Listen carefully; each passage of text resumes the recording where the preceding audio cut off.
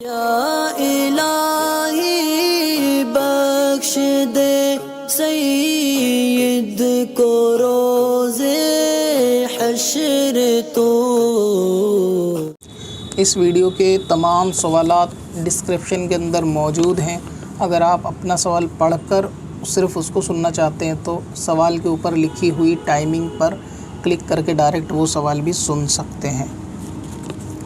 وسیم بھائی انہوں نے یہ پوچھا تھا کہ رات کے وقت لیٹ کر موبائل میں قرآن پاک، درود پاک اور دعائیں وغیرہ سننا اور سنتے سنتے نیند آ جائے تو کیا ایسا کر سکتے ہیں؟ تو رات کے وقت لیٹ کر قرآن پاک MP3 میں موبائل میں سننے میں حرج نہیں ہے، دعائیں وغیرہ بھی سن سکتے ہیں،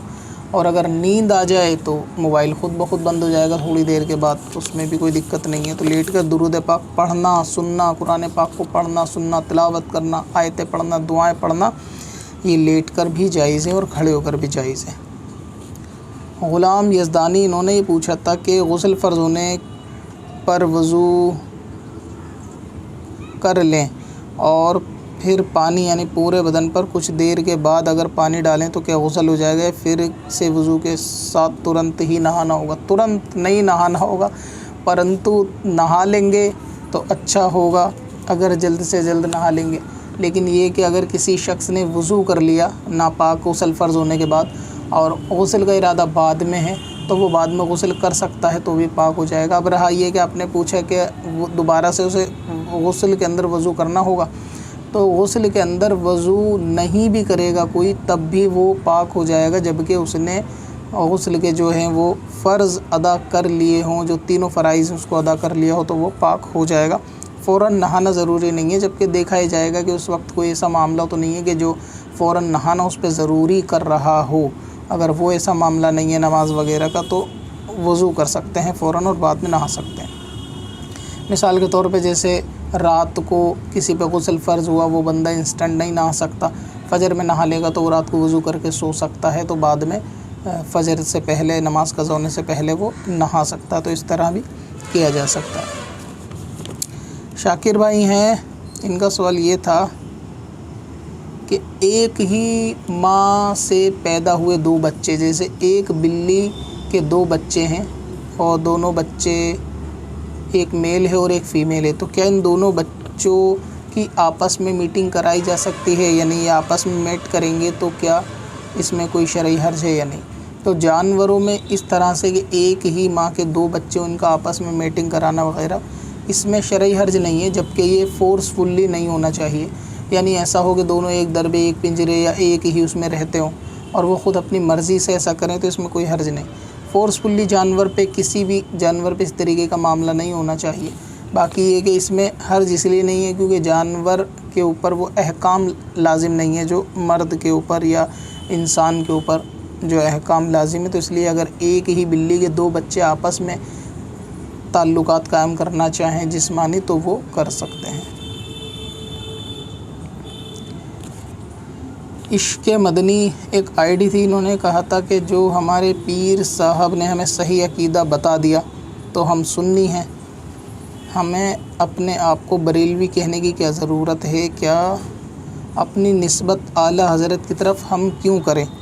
تو اصل میں اگر پیر صاحب نے آپ کو آپ کے تمام صحیح عقائد سے واقف کرا دیا اور آپ تمام صحیح عقائد جان گئے تو آپ کو خود کو بریلوی کہنے کی ضرورت نہیں ہے، آپ خود کو اپنا اپنے اہل سنت یا سنی جو ہے وہ کہہ سکتے ہیں۔ اب رہا یہ کیا بریلوی ہم خود کہتے ہیں، تو ایسا نہیں ہے کہ ہم نے خود کہنا شروع کرا،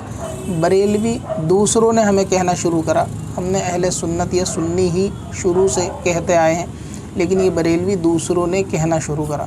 وجہ یہ تھی کہ جس طرح سے اور اولیاء اللہ یا تمام علماء اپنے اپنے وقت کے کام کرتے آئے، تو ابھی 14ویں صدی میں اعلیٰ حضرت امام احمد رضا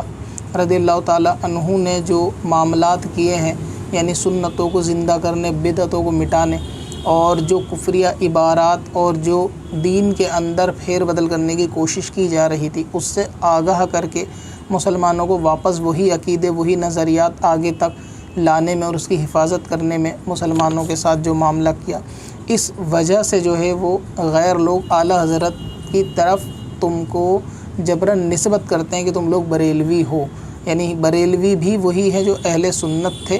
تو انہوں نے کہنا شروع کرا۔ اگر آپ نہیں کہنا چاہتے تو اس میں کوئی حرج نہیں ہے اور کہنے میں بھی کوئی خرابی نہیں ہے۔ اب رہا یہ کہ اعلیٰ حضرت سے کی طرف نسبت کیوں کرے، اس کی وجہ وہی ہے جو ابھی میں نے بیان کری کہ اعلیٰ حضرت کی نسبت اس وجہ سے کریں۔ اچھا، بہت سارے لوگوں کو یہ بھی تکلیف ہوتی ہے کہ اعلیٰ حضرت تو فقط ایک مولانا تھے، ہم اعلیٰ حضرت کو نہیں مانتے، لیکن انہوں نے اب تک یہ نہیں بتایا کہ اگر وہ اعلیٰ حضرت کو نہیں مانتے، کوئی بڑا عالم نہیں مانتے یا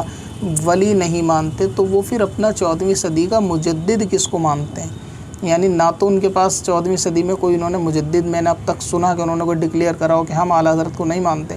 لیکن اعلیٰ حضرت کے بدلے میں کس کو مجدد مانتے ہو؟ کیا تمہاری پچھلی صدی مجدد سے خالی رہی تھی یا اعلیٰ حضرت کے علاوہ تمہارے پاس کوئی تھا؟ اگر تھا تو اس کے بارے میں ان لوگوں نے ابھی تک بتایا نہیں، جو لوگ اعلیٰ حضرت سے بغض رکھتے ہیں اور اپنا آپ کو سنی بھی کہتے ہیں۔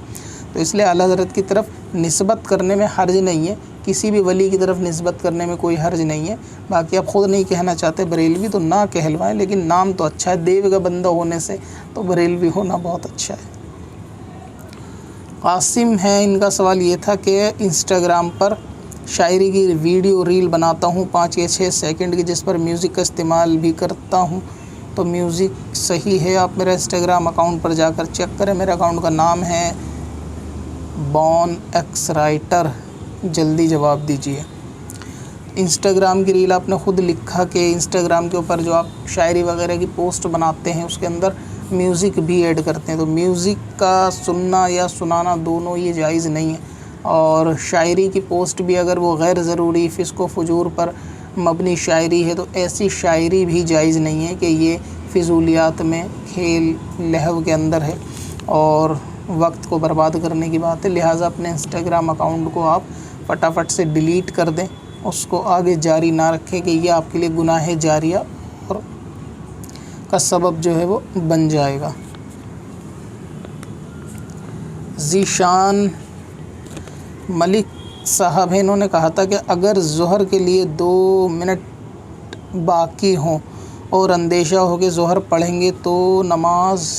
میں ہی عصر کا وقت شروع ہو جائے گا، تو کیا 2 منٹ ہوں تو ظہر کی 4 رکعت پڑھ سکتے ہیں؟ اگر پڑھ سکتے ہیں تو نیت کیسی ہوگی؟ ظہر کی نیت ہوگی یا قضا کی نیت ہوگی؟ کیونکہ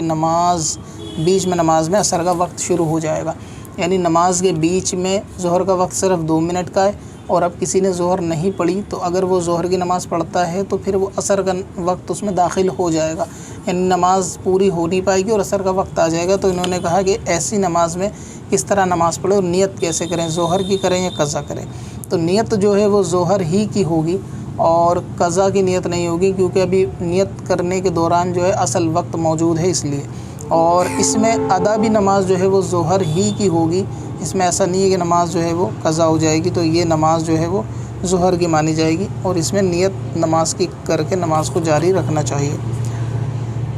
اچھا، ایک سوال اور تھا کہ ہمارے آباء و اجداد کی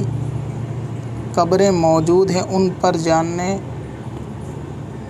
یا صرف ماں باپ، یعنی ماں باپ کے علاوہ بھی ان کے باپ داداؤں کی قبر جو ہے وہ موجود ہے، دادا پر دادا، یا ان کو معلوم بھی ہے، تو کیا صرف والدین کی قبر پہ جانا چاہیے یا ان کی قبر پہ بھی جا سکتے ہیں؟ تو تمام مسلمانوں کی قبر پہ جا سکتے ہیں، والدین کی قبر پہ جا سکتے ہیں اور ان کی بھی قبر پہ جا سکتے ہیں۔ نبی پاک صلی اللہ تعالیٰ علیہ وسلم جب قبرستان تشریف لے گئے تو وہاں پر فقط اپنے لیے، اپنے گھر والوں کے لیے تشریف نہیں لے گئے تھے، بلکہ اور جتنے لوگ مسلمان وہاں پہ دفن تھے ان کے لیے تشریف لے گئے تھے۔ لہٰذا قبرستان جانا ہے، قبروں کی زیارت کرنا یہ سنت ہے، جانا چاہیے۔ والدین کی قبر پہ جائیں جب جمعے کے دن، تو باقی اور دادا کی، نانا کی اور جو رشتہ دار ہیں ان کی قبر پر بھی جا سکتے ہیں، فاتحہ کر سکتے ہیں، ایصال ثواب جو ہے وہ پڑھ کر سکتے ہیں۔ شائستہ بانو ہیں، انہوں نے یہ پوچھا تھا کہ اگر کوئی فقیر درگاہ پر فاتحہ لگانے کے لیے کھانا لاتے ہیں تو کسی مومن کو فاتحہ لگانے کو بولتے ہیں تو کیا فاتحہ لگا سکتے ہیں؟ فاتحہ اگر کسی کو، ایصال ثواب تو ویسے سب کو کرنا آنا چاہیے، نماز کی صورتیں ہی پڑھ کر ایصال ثواب ہو سکتا ہے، تو اگر کوئی بھی شخص درگاہ پہ کسی بھی عام انسان کو بولے کہ بھئی آپ فاتحہ لگا دو، تو اس کو فاتحہ لگانا جائز ہے۔ اس سے پوچھ لے کہ کس کے نام کا ایصال ثواب کروا رہے ہیں، صاحب مزار کا یا اپنے گھر خاندان میں کسی کا، تو کوئی بھی شخص فاتحہ لگا سکتا ہے۔ ایسا ضروری نہیں ہے کہ آپ درگاہ کی حاضری کے لیے جائیں تو فاتحہ کا کھانا وہاں کے مجاوروں کو دیں یا وہاں بیٹھے ہوئے کسی حضرات کو ہی دیں کہ وہی فاتحہ لگائیں، ایسا ضروری نہیں ہے۔ اور کہیں اگر ایسا انتظام ہے کہ فاتحہ والا الگ بٹھایا ہوا ہے باشرہ شخص تاکہ سب لوگ وہاں پر فاتحہ لگانے کے لیے دے دیں، تو وہاں بھی دینے میں حرج نہیں ہے، باقی عام انسان کو بھی وہاں پر دیا جا سکتا ہے کہ وہ فاتحہ لگائے۔ ایک سوال اور تھا، کیا کسی بزرگ یا کوئی بزرگ جہاں شہید ہوئے ہوں اور ان کی قبر اصل میں قبرستان میں ہو، لیکن جہاں شہید ہوئے ہیں وہاں مزار اگر بنا دیا جائے، وہاں درود فاتحہ وغیرہ سلام کرنا کیسا؟ تو ایسا مزار بنانا کہ جہاں پر کوئی پرسنالٹی موجود نہیں ہے، تو یہ مزار بنانا جائز نہیں ہے، بلکہ یہ بدعت ہے، اور نئے لوگوں کو یہ معلوم بھی نہیں چلے گا کہ یہ مزار نہیں ہے۔ البتہ یہ کہ کسی خاص شخص کی کسی علامت کے تحت کوئی ایسی نشانی وہاں پر بنانا کہ جو مزار کی صورت نہ ہو لیکن علامت ہو کہ ہاں یہ اس جگہ ہے، کہ یہاں فلاں شخص نے دعائیں کری تھی، یا فلاں شخص نمازیں پڑھتا تھا، یا فلاں شخص یہاں پر شہید ہوا تھا، تو وہ ایک چیز الگ ہے۔ نشانی کو باقی رکھنے کے لیے،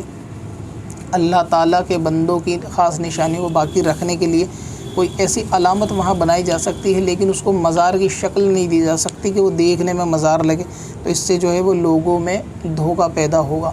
ہاں اگر مزار نہیں ہے، کوئی اور دوسری ایسی چیز بنا رکھی ہے کہ وہاں پر بندے زیارت کے لیے آئیں، یعنی کچھ بھی ایسا کسی کے ساتھ معاملہ، خاص اس سوال کے جواب میں نہیں، خاص ایسا معاملہ کہ وہاں بندے آئیں کہ کہیں کسی بزرگ نے عبادت کی تھی یا وہ دعا قبول ہونے کی خاص جگہ تھی، تو ایسی جگہ پہ کوئی اور علامت کے مسلمان وہاں پر آ کر دعا کریں یا اپنے لیے کچھ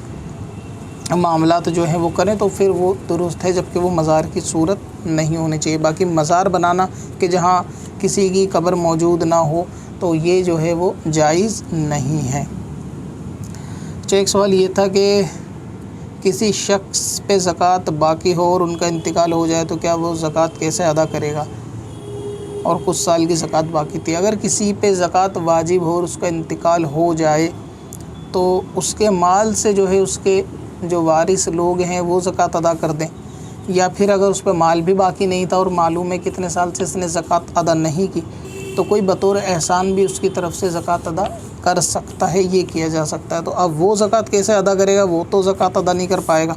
انتقال کے بعد، تو یہ کہ اس کی طرف سے کوئی اور کر دے، چاہے اس کے گھر میں کوئی ہو یا پھر اس کے مال سے ہو یا کوئی اپنے ہی مال سے کر دے۔ عبد الرحمن بھائی انہوں نے پوچھا تھا کہ اگر کسی شخص پہ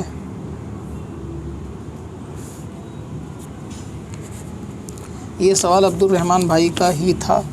اور نور اسلام ہے ان کا سوال یہ تھا کہ بستر پر چوہا گر جائے تو کیا بستر ناپاک ہو جائے گا یا نہیں، اور بدن پر گر جائے تو کیا ہم ناپاک ہو جائیں گے یا نہیں۔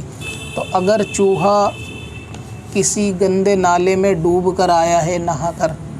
یا کسی چوہے کے اوپر گندگی لگی ہوئی ہے اور ایسی گندگی کہ چوہا جب آپ کے اوپر گرا تو وہ گندگی آپ کے جسم پر لگ گئی، تو وہ حصہ جسم کا ناپاک ہو جائے گا، پھر اس کو دھونا ضروری ہے۔ لیکن اگر ایسا خاندانی چوہا تھا کہ نہا دھو کر عطر غسل وغیرہ کر کے پاؤڈر لگا کے چشمہ وغیرہ لگا کے صاف ستھرے کپڑے پہن کر آیا تھا اور وہ آپ پر گر گیا،